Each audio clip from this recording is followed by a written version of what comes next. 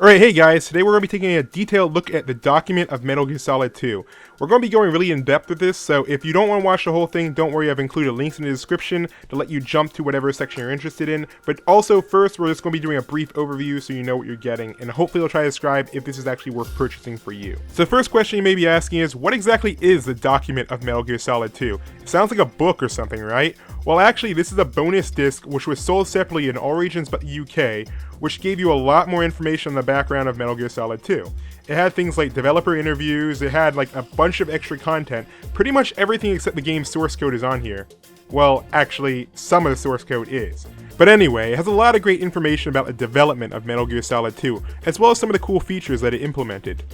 Now, some of the later games had interviews on DVDs or Blu-rays like the Metal Gear Saga series, but this is quite a bit more in-depth. This is actually on a PlayStation 2 disc, so even the interviews can't be watched on a DVD player. But because it was on a PlayStation 2 disc, they were able to add a lot more features.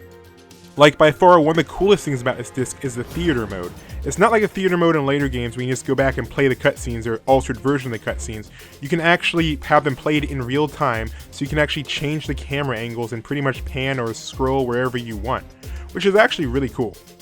As for the interviews, there's actually some pretty surprising ones in here. For example, this one where you get to hear from the people who did the motion capture for the actual characters in the game. They don't always include little details like that when they do these little bonus discs.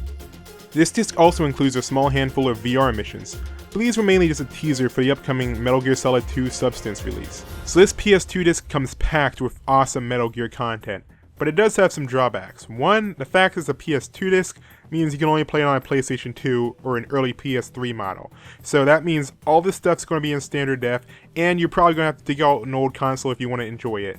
The second thing is, the navigation's kind of clumsy. While it's kind of nice to have all these menus on the home screen, it's really kind of annoying to go through all these things and remember, oh, sorry, X is back then, and O is select. And the concept art, while really awesome, is still being viewed on a TV screen. I would have rather just been able to buy an art book with all the same artwork. And the poor organization becomes way more obvious when you start digging into 3D models. But why are the helicopters in the same section as the security cameras? I mean, it is nice that I can see every single security camera in the game, but then again, why would I really want to? Now, I know the way I'm saying this makes it sound like I'm saying there's too much content, and that's not really my problem. My problem is how it's laid out and how it's labeled. I feel like if they were actually to categorize things better, it means you could find the stuff you're looking for and the stuff you thought was cool faster, as opposed to having to scroll through a bunch of stuff you maybe weren't interested in. Here's a perfect example. The menu said this was premium preview. That's all the info I got. I have to click on it and wait for it to load just to find out this was a reveal trailer for Raiden. This is the first time the public was made aware of him. That's pretty cool. I wish I knew that when I was actually scrolling through.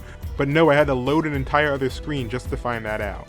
Now, as a huge Metal Gear nerd, I will admit I did enjoy just diving through the menus and seeing all the content. The problem is, I feel like if someone's just mildly interested in the game or just wants to learn more about how it was made, like, you know, a behind the scenes bonus features or whatever, it may get a bit frustrating trying to navigate this disc. And the fact that it's only available on PS2 and not in any of the HD remakes just kind of makes it a pain to actually use this. I really like the content, it's just that I wish it was more accessible, is the main issue. But hey, if you have a PS2 and you're a huge Metal Gear fan, I think you will actually enjoy this. But if all you're looking for is just cast interviews and a brief history of how the game was made, that's pretty much what YouTube is for. Alright guys, I hope you enjoyed that brief overview. In the next few days I should have up the full review where we're going to go in depth in all 12 of the behind the scenes sections. I'll talk a little bit more about the VR missions, and that should wrap it up. So I hope you enjoyed this video, hopefully stick around for the more in-depth one, and I'll see you guys later. Bye.